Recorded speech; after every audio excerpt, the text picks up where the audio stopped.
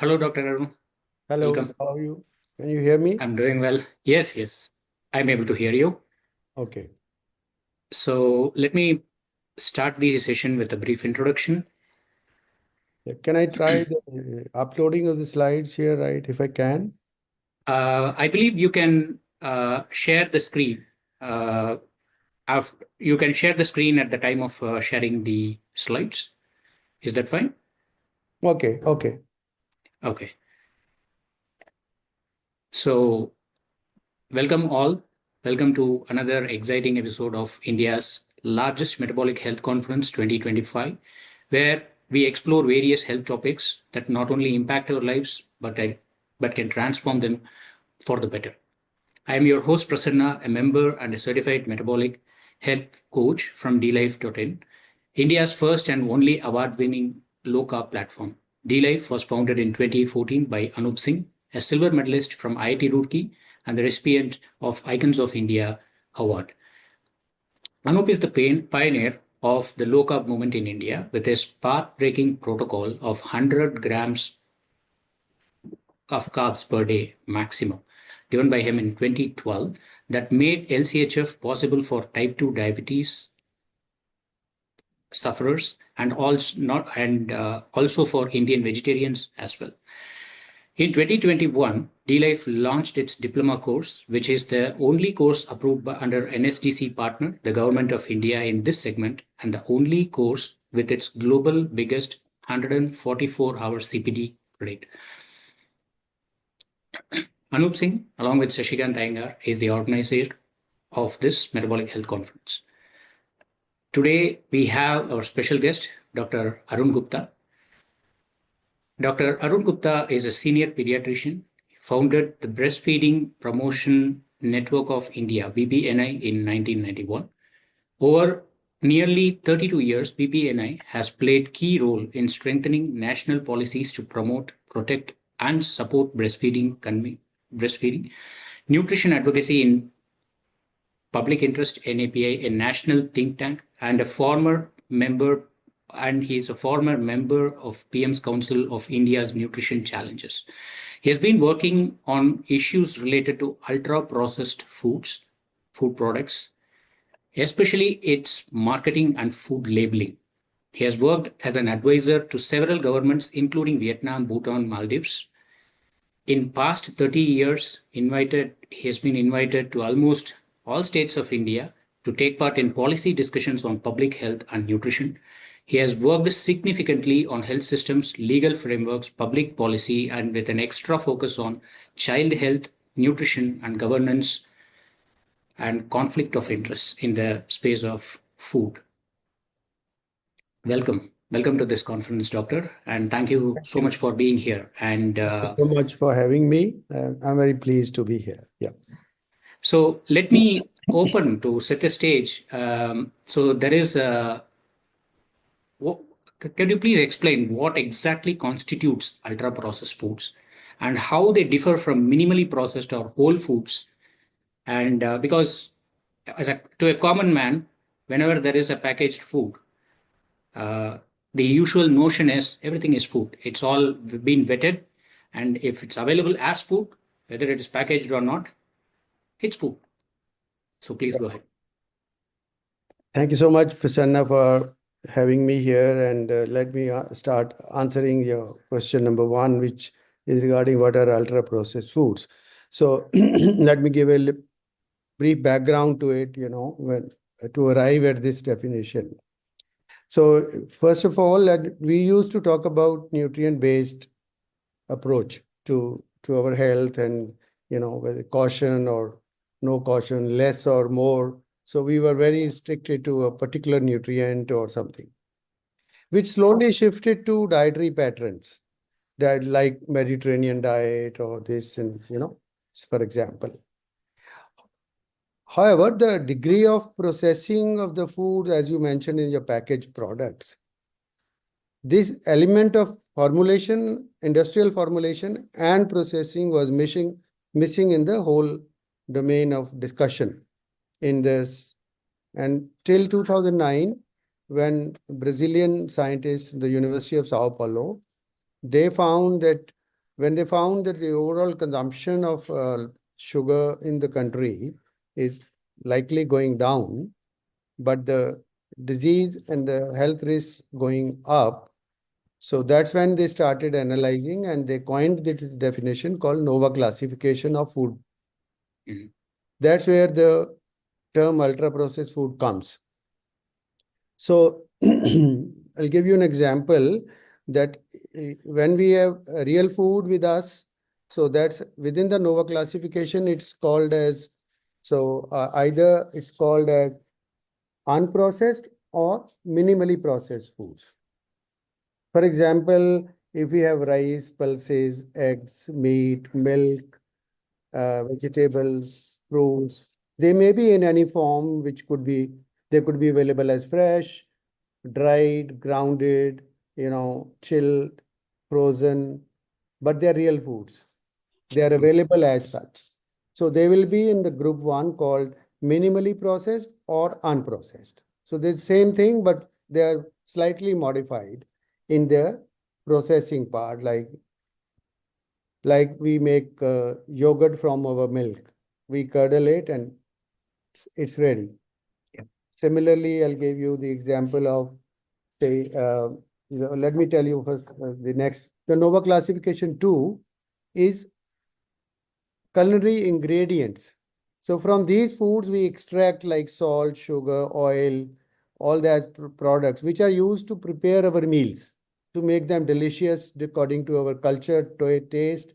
So those are culinary ingredients. They are used for, making tasty and other things. The third is processed food. Now here the word process starts. But this is still not the industrial processing. It's like you preserve them.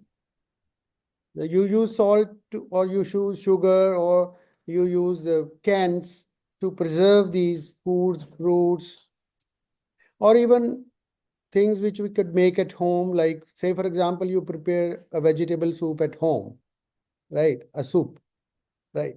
And then you can prepare a bread at home, the freshly prepared bread.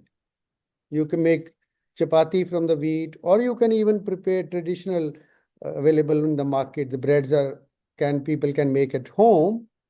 So, or you have dried fruits, or you might sugarcoat them. You have so these are the foods. Again, the real foods are available. You can still see them, the food element in it, but they might have a higher degree of salt or sugar depending upon the preservative used and what amount you take. For example, you have a canned, say, sugary canned fruit like pineapple, right? You take, but real fruit is available in it, but it may be full of sugar. One has to be careful what amount of sugar goes in there.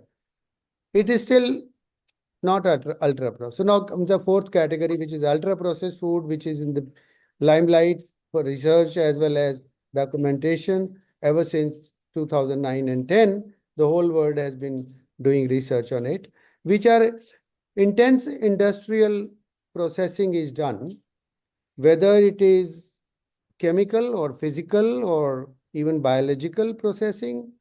It actually leads to use of industrial substances also, which we normally don't use in our kitchen. For example, maltodextrin or modified starches or cosmetic additives like dyes, like colors, like flavors, like emulsifiers, like stabilizers, you name it, acidity regulators, many of them. One can count in hundreds. But these are chemical additives added to the real foods when they are like their food matrix is now broken. Food matrix is broken. For example, you take the real grain and you rip off the fiber from it. You make it refine and then you add on other things into it. You could heat it, intense heat, convert it into a mold. You can then prepare, for example, from corn, you can start doing the processing, which would lead ultimately to a dough in which you add on the flavors and colors, and then you process into chips. And those chips are now, sprayed with the colors and flavors and salt and chilies, whatever, and then they are packed. Most likely, if the food comes in a plastic wrapped things which you can't change without opening them, the content you can't change without, called pre-packaged food products, are almost always ultra processed. Okay. So that's where I think now coming back to the soup. Now the soup could be prepared at home with use of culinary ingredients. It's unprocessed, minimally processed. It's processed up to the level of process. It doesn't. The moment it is now industrially processed, it could be a powdered available.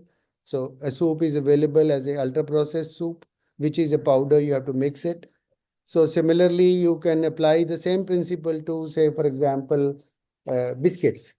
You can prepare those biscuits in a home or in a very local bakery where you only add 2 or 3 things, but you don't industrially process them. Similarly, on a cake or on a bread, which could be industrially processed bread, use of emulsifiers and other things and substitutes, and a bread prepared at home. So this is how we differentiate the ultra processed food from real foods, and we start calling them as food products. So that is the difference. The first 3 categories, they are foods. This category is a food product. It's not a. Okay. So the natural question is, Yeah. what's wrong with it?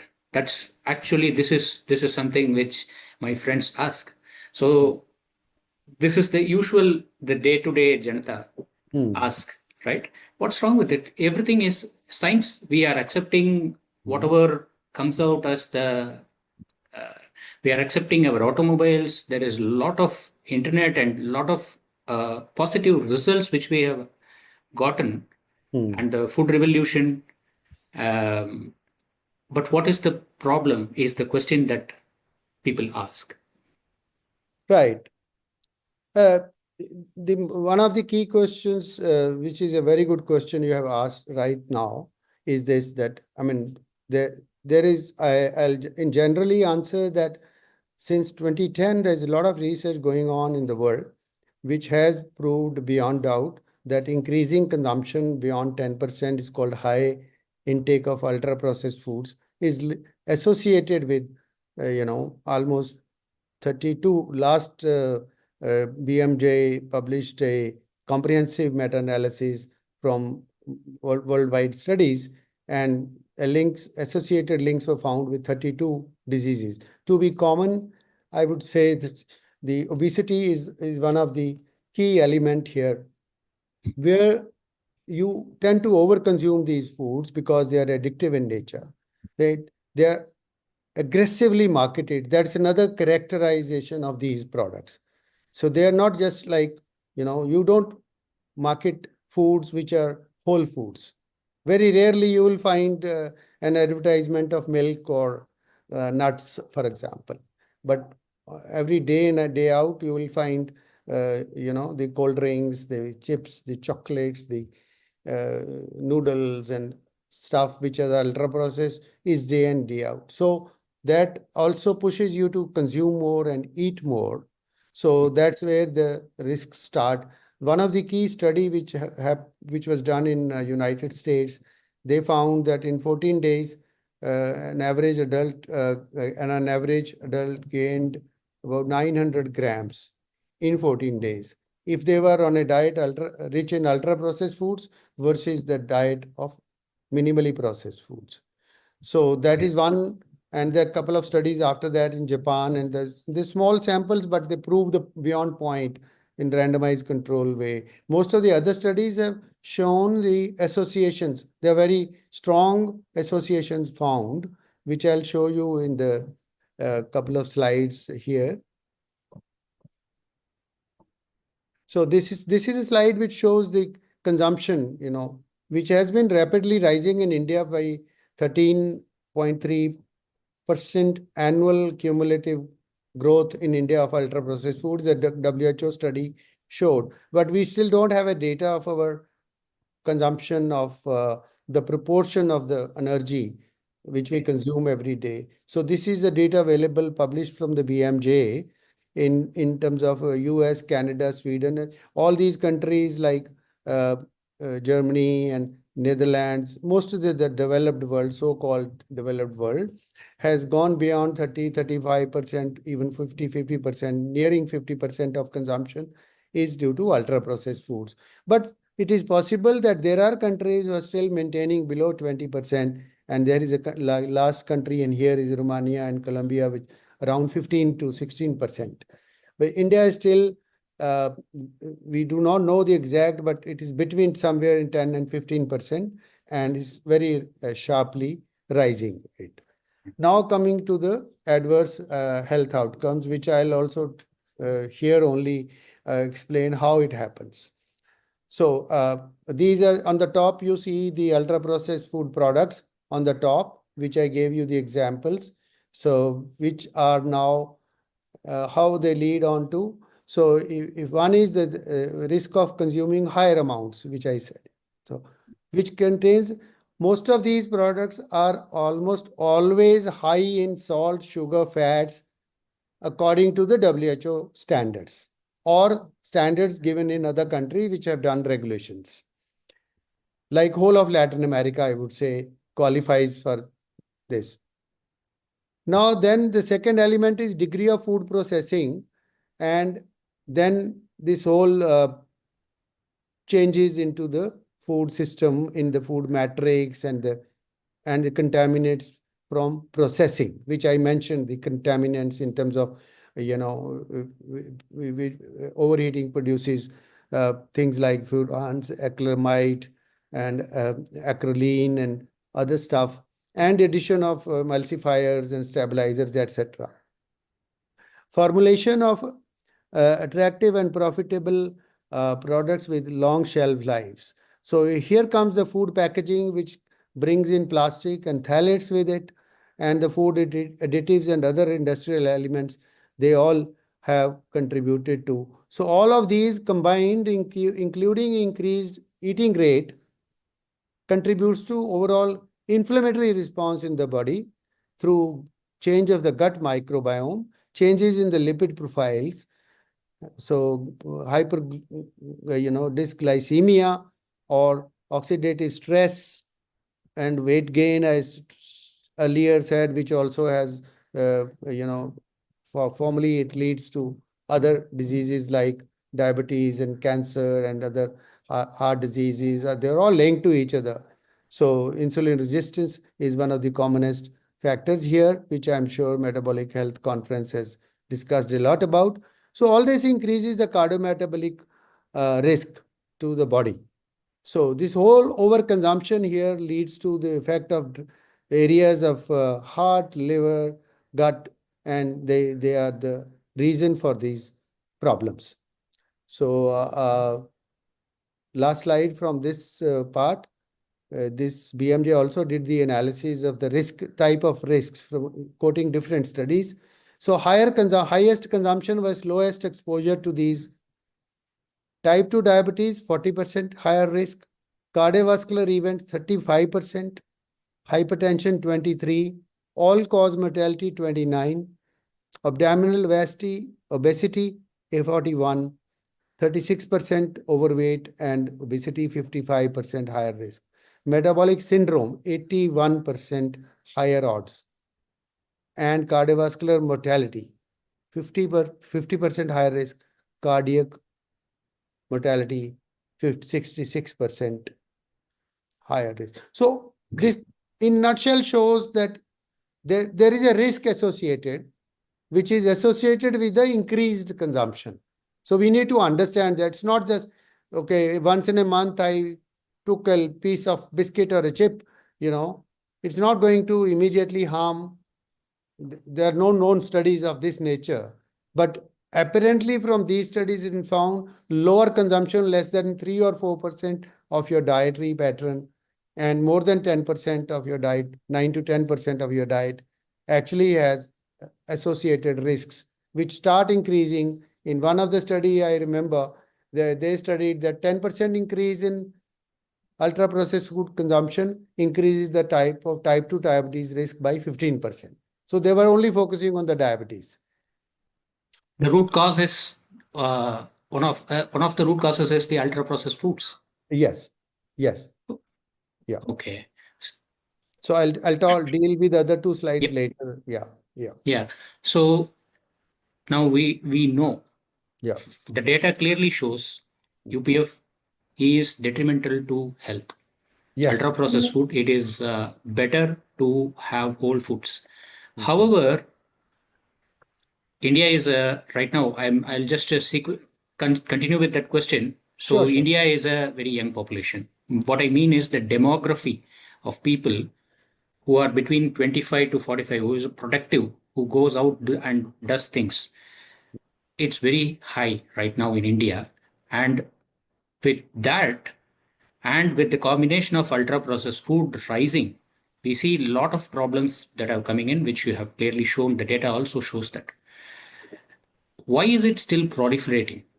Why is it still, and what are some of the levers that we can use to make sure we go on a right path? And yes, I'll ask my next question later on. Please go ahead. So here your question is why it is increasing, right? Why it So is increasing and why are we, or what can we do? What? Yeah, it's a mixture of those. okay. The major reason, according to our analysis, we have been doing it last 4-5 years, is the analysis of the labels and the advertisement portfolio of different products and companies in India, and different parts of the media, whether it's social media, television, print media. This is something, and also linked to celebrity endorsement of these products. So one line answer of this is that this aggressive marketing, which also includes like going to schools, offering sponsorship to schools, giving prizes to health workers, or motivating health workers to keep them calm and quiet, not to speak about it. And all this is part of the marketing, other than the advertisement part. So other marketing things are also involved in it, so especially the schools. The companies have been kind to the school sponsorships, and with a motive which is very clear. For example, if Coca-Cola sponsors a school education program, I'm sure Coca-Cola has nothing to do with your education. So they have only one thing to do, is their brand, and their consumption should go up. So, and coupled with the aggressive marketing on every channel, on every newspaper, on every magazine, or all that actually pushes the consumption of these products, which is slowly rising. And they are projected as food. They are projected as healthy. They are projected as, something emotionally charging, happiness. They are projected as foods which give you satisfaction. So it's like I was reading this morning that Nestle considers these packaged foods are, the chief says, they're very, very important for the mankind. Now I don't understand what is the importance of this. Of course, people do get empty calories by these, and which probably is linked to the harmful impact of it. Yeah. Association of that particular food with a particular positive feeling and reinforcing it. Would you say that? Yeah. Different products have used different ways. For example, using parental consent to it. An advertisement, you will see parent and a child both playing, and then suddenly they pick up a industrial juice and start drinking, or chocolate or biscuit. It's something of that nature, that as if the parents do agree to it, right? Similarly, the replacement of your traditional diets. Mm. Noodles have been replacing chapatis, and then biscuits have been projected to replace chapatis by leading actors of the country. So that's where when you actually pose that your food is as good as your real food, you add convenience to it. You don't have to cook. You buy and eat it. People probably do not realize, probably they're not even aware of, that this is not real food, this is empty calories or salt or fat in different ways, so which goes in. So this whole replacement of traditional diets by the aggression is the cause. I remember one thing in my school days. There was a promotion, as you said, in our school with a instant noodle packet. Mhm. And my grandmother at the time very clearly stated, don't bring it inside the house. Yeah. But being a kid at that time, I wanted it, but there was heavy duty resistance to it from the elders. And so, why I'm saying this is there is a top down approach as a policy from the government, we can do something. From the grassroots level, from individual, preserving the local foods, preserving the ancestral food habits, and nurturing that culture from grassroots level is one way, as I have. But right now, I'm seeing that is slowly waning away. Why are these ads so persistent? And what are some of the mechanisms which we can create structures which counter these ones from policy level, from grassroots level, from individual level? Mm. Your thoughts? Yeah, the ads are persistent because the aim and objective of the company is to make money. Right. They invest in the advertisements. So each advertisement brings them revenue. So the Okay. expenditure is not just for you to only take it. The expenditure is meant to be because the stated objective of any corporation which makes, so there are a few corporations in the country large enough, and I would say the world, which actually make most of the ultra processed foods. So the smaller players are not even significant. So they use cheap ingredients. They buy in them in bulk, produce the cheap food and food products, and they market them. So the reason they market is that they want to make money. That's the point. They are not concerned about your health. Understood.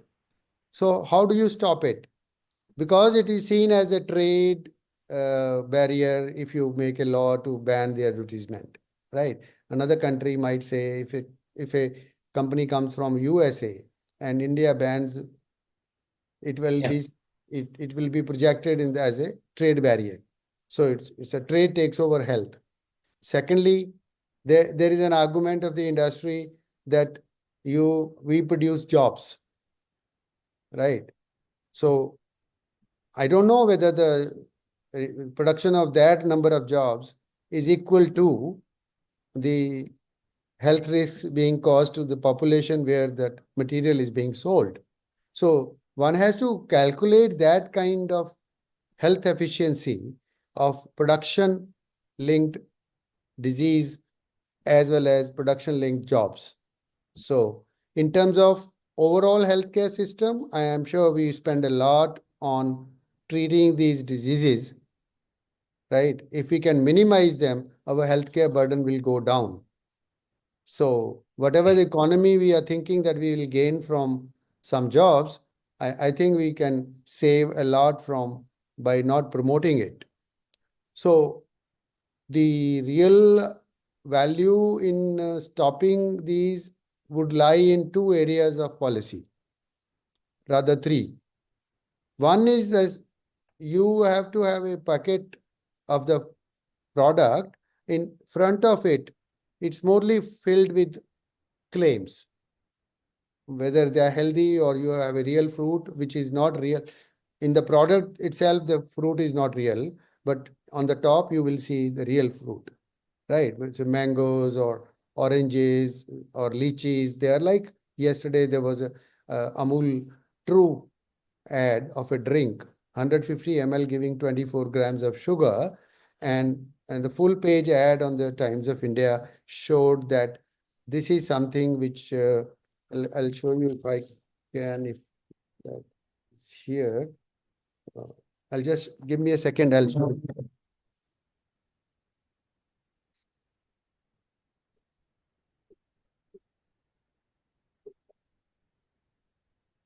Now, this is the full page ad of a chocolate yesterday and today.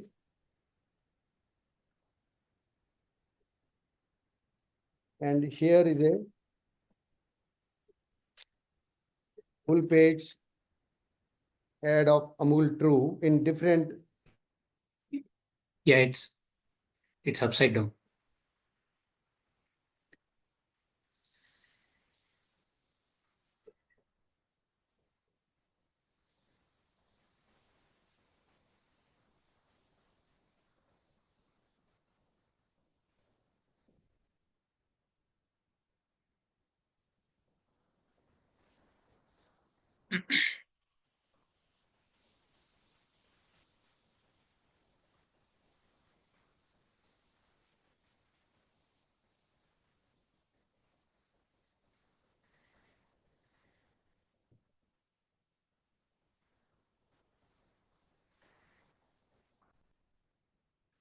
I think he will be joining back.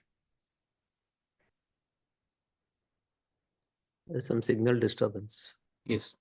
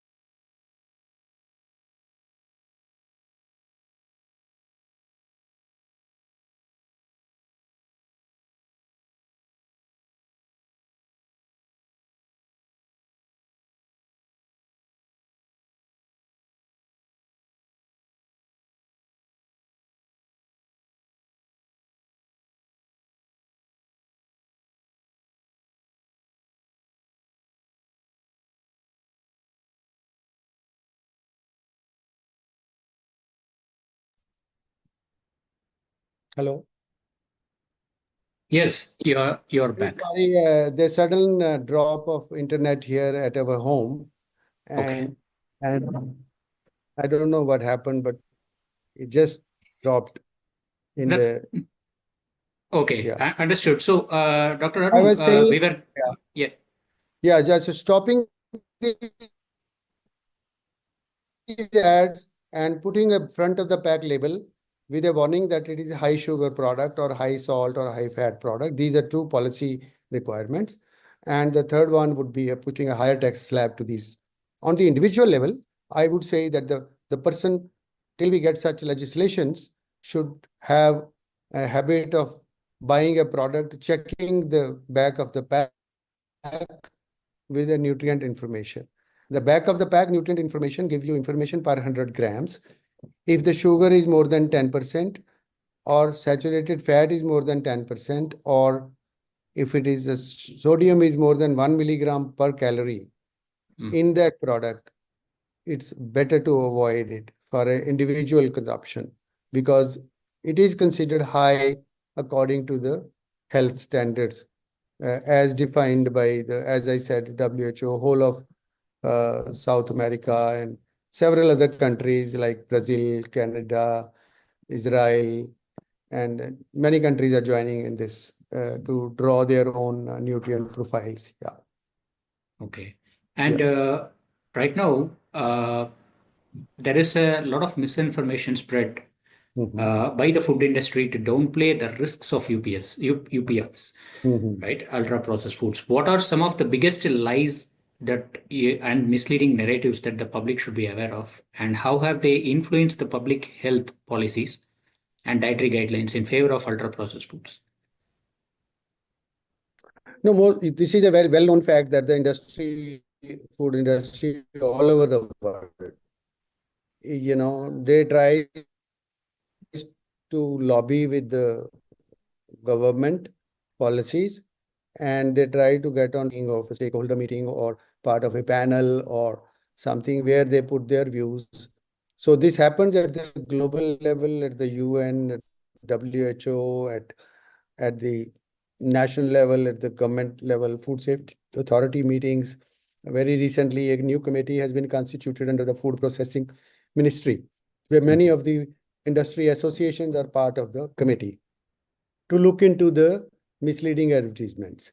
So how can a regulator sit with a to be regulated entity to make a policy? So that's a flawed concept by itself. So the major thrust of the industry lies in not only lying, but in also interfering, not to allow the policy development. For example, the front of the pack policy in India is actually in limbo for 12 years. 12 years, the government has not been able to make a policy. And it was in the New York Times, in several Indian papers, where they found that how people belonging to food industry sneak into the panels and they interfere and they do not allow the policy to be made. So that's one. Second is that they challenge the definitions of ultra processed food, for example, in broad sense. They'll say, how can you say a soup is ultra processed? So that's why I gave the example of a soup. So soup can be both ultra processed as well as unprocessed or minimally processed. Similarly, a biscuit or a bread. So we are not saying that homemade biscuit may be counted in a ultra processed food, where how much sugar you add or whatever wheat you add or not. So it's all your choice, and you eat occasionally and you're not governed by the advertisements. Similarly, for example, in India, sweet business is a very common business, right? Whether it's a mithai or they do not go to the newspapers or they do not go to television. Okay, you eat my barfi or you eat my samosa or you eat my. So people sometimes feel good about it to munch on the traditional part. I say that doesn't require regulation, but education to people that what is high food, high fat, high salt, high is required, and also an education that the risks of these are these. Currently, Government of India is doing a Eat Right movement, which says thoda kam khaiye, eat less. And there is another people, either they say